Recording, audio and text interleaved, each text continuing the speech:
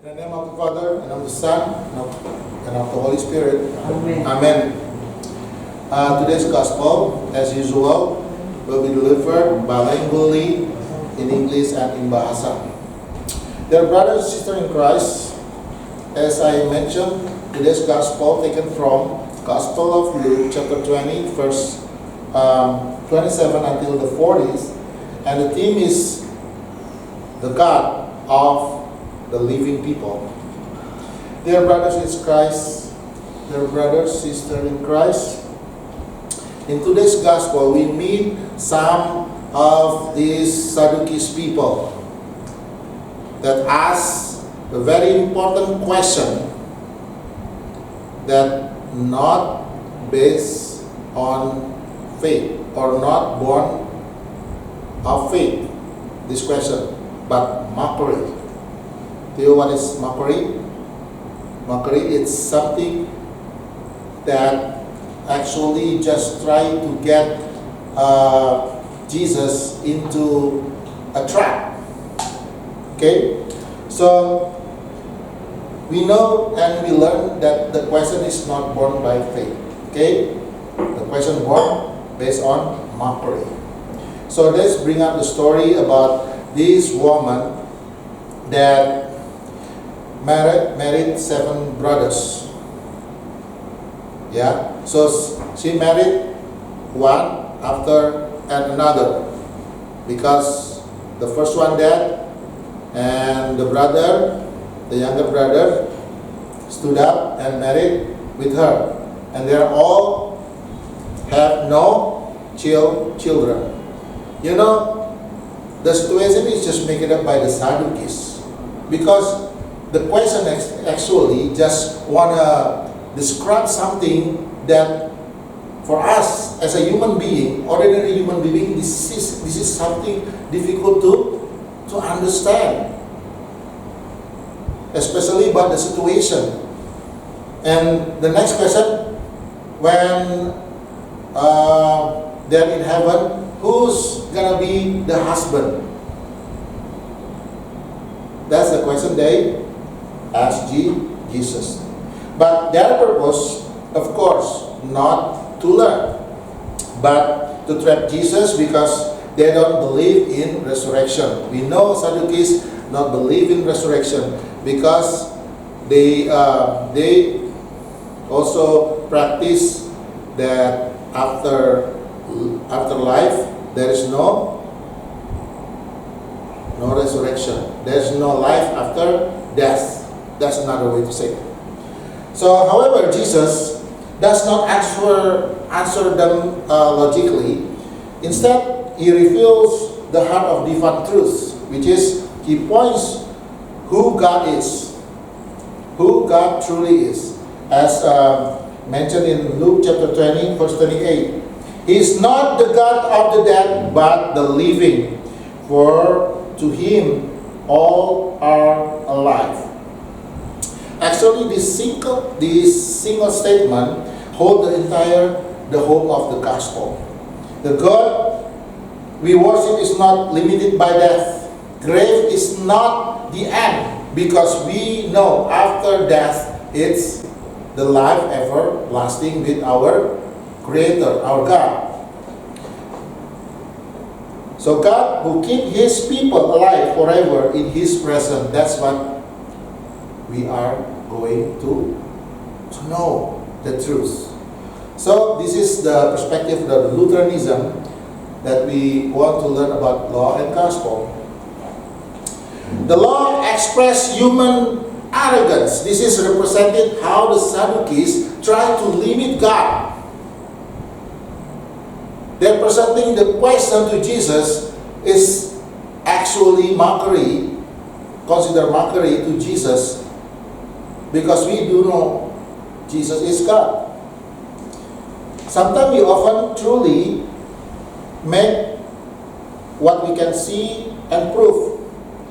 We reduce God to the size of our understanding. We cannot try to understand, God completely because of our limitation. So the law confront us. The law hope actually confront us. Apart from God, all of our pride end in death. But here is the gospel, the joyful news. The God of the living does not abandon his people in grave. The truth is, through Christ, God has overcome death himself. The reason Jesus guaranteed that we are too shall live. A living hope, dear brothers, sisters in Christ. This world is full of uncertainty, pain, loss, and also death surround us. Yet the gospel reminds us that it's not the end for us, the believers. We live and die in the hands of the living God. Even our bodies grow weak, we getting old, our hearts are actually strengthened by grace. As Paul wrote in the 2 Thessalonians 2 verse 16 until 17, may our God, Lord Jesus himself, and God our Father, who love us and gave us eternal comfort and good hope through grace, comfort your heart and strengthen them in every good work and word. So the closing, dear brothers and sisters in Christ, let us hold firmly to this confession. We worship the God of the living, the God who raised Christ from the death, and who will one day raise us up. Our life is secure by His hand. Jemaat dikasih oleh Tuhan kita Yesus Kristus, tema khotbah kita pada hari atau sore hari ini adalah Allah orang hidup. Ya, dari berdasarkan Injil Lukas pasal 20 ayat 27 sampai 40. Bacaan Injil ini dimulai dengan kita dipertemukan oleh orang-orang Sadukis yang bertanya kepada Yesus, di mana pertanyaannya ini bukan berdasarkan atau dilahirkan dari satu iman ya, tetapi adalah pertanyaan yang sengaja untuk seolah-olah menjebak Yesus ya, dengan pertanyaan yang dibuat-buat. Digambarkan bahwa seseorang wanita menikah dengan ada 7 saudara ya. Dia menikah dari satu dan menikah yang lain oleh karena saudara yang sebelumnya meninggal, dan mereka semua tidak mempunyai anak ya. Karena ada hukum Yahudi mengatakan kalau saudara meninggal dan tidak punya anak, maka adiknya boleh mengawini istri abangnya itu untuk bisa menghasilkan keturunan. Tetapi belum menghasilkan keturunan udah mati juga. Akhirnya dia kawin lagi sama adik yang lebih muda lagi, dan terus. Ini adalah situasi yang sengaja dipersulit, ya. Dan Yesus tidak sama sekali kesulitan untuk menjawab ini semua, karena sesungguhnya ini sebenarnya bukan pertanyaan soal iman, tetapi ini jebakan ya, seperti saya sebutkan tadi. Mereka ingin mempermalukan Yesus, dengan pertanyaan ini. Semoga Yesus tidak bisa menjawab, karena sebenarnya mereka mempertanyakan ini, padahal mereka sendiri tidak percaya pada kebangkitan orang mati. Ngapain dia bertanya ini kepada Yesus? Tapi pertanyaan ini memang didesain untuk menjebak Yesus. Namun Yesus tidak menjawab secara logika manusia ya, tetapi justru ia mengarahkan pandangan mereka kepada siapa Allah itu yang sebenarnya ya. Ia bukan Allah orang mati, melainkan Allah orang hidup, sebab bagi dia semua orang hidup. Lukas 22:38. Kalimat ini memang kalimat yang sederhana tetapi sangat dalam.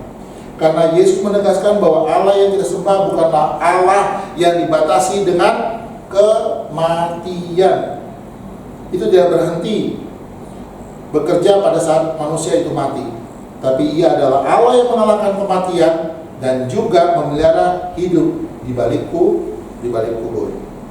Jadi ada pelajaran hukum dan gospel, hukum dan Injil yang menjadi perspektif Lutheran, di mana beberapa hal yang kita perlu memahami, apa yang Injil dan apa yang hukum ajarkan melalui bacaan ini. Ya, jelas hukum menunjukkan kesombongan manusia, dan itu tergambar dari orang-orang Sadukis yang bertanya kepada Yesus. Sering kita berpikir bahwa hidup hanya tentang dunia ini, padahal hidup bukan tentang dunia ini.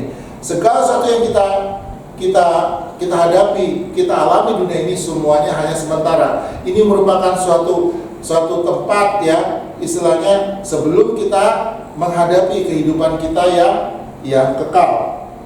Jadi kadang-kadang kita juga lupa bahwa Allah yang lebih besar dari pemikiran kita.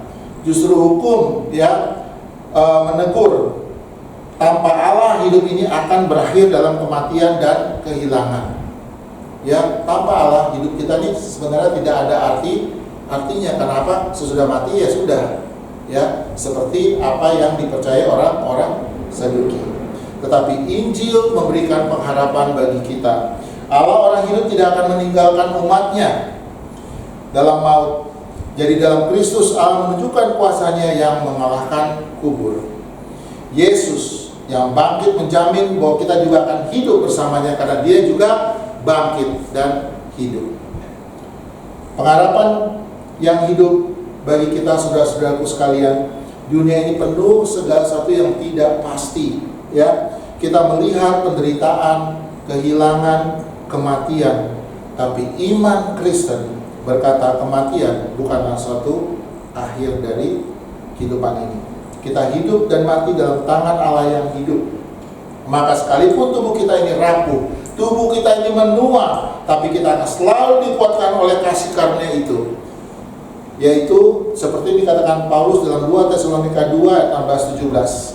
Kiranya Tuhan Yesus Kristus sendiri dan Allah Bapa kita menghibur dan menguatkan hatimu dalam pekerjaan dan dalam perkataan yang baik. Dan sebagai penutup, saudara-saudaraku yang dikasihi oleh Tuhan kita Yesus Kristus, percayalah kita menyembah Allah yang hidup, yang telah membangkitkan Kristus, sehingga suatu hari nanti kita juga akan dibangkitkan seperti juga Kristus telah dibangkitkan. Hidup kita ini aman di dalam tangan Tuhan. Terpujilah nama Tuhan. Di dalam nama Bapa, Putra, dan Roh Kudus. Amin.